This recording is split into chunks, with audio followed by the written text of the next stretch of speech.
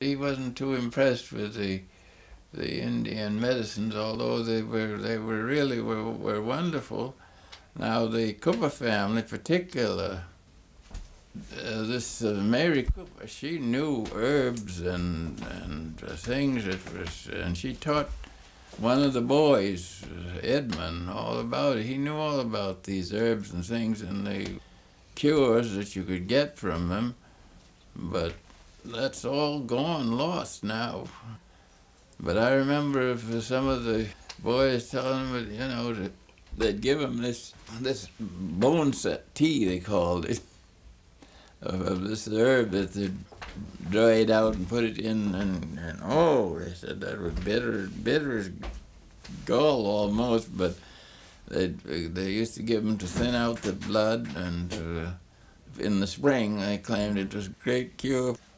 A great cure here too. I forgot to they'd take pork rind and put it. If you had a bad cold, they'd put that on your chest and put a minnow or a bandage, or if you had a bad cut or something, I guess the salt was what what did the good job on you. But they used to use that a lot around here.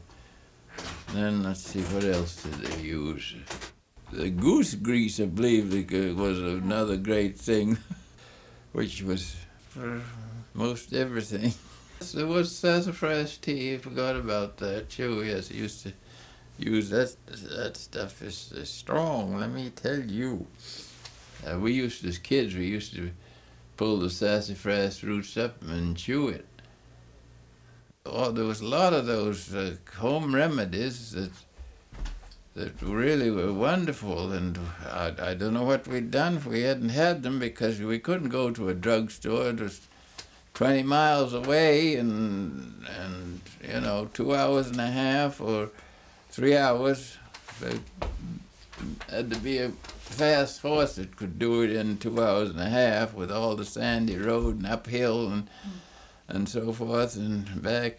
But the nearest doctor that we had to call on when we had colds was Dr. Fairchild, who lived in West Tisbury. His old house is there now. Just before you get to the bridge, you go into West Tisbury, and then it would take him, I don't know, an hour and a half or 2 hours to get up here. He had a white horse that he always came with his buggy and all, and come in. And the first thing he'd do if we had stomach trouble, he had these little folded, I don't know what you would call them, little pieces of paper folded up, and he'd say, bring me a teaspoon of water, and he'd put this powder in the water and give it to us. And of course we understand now that was just cream of tartar. But it worked always.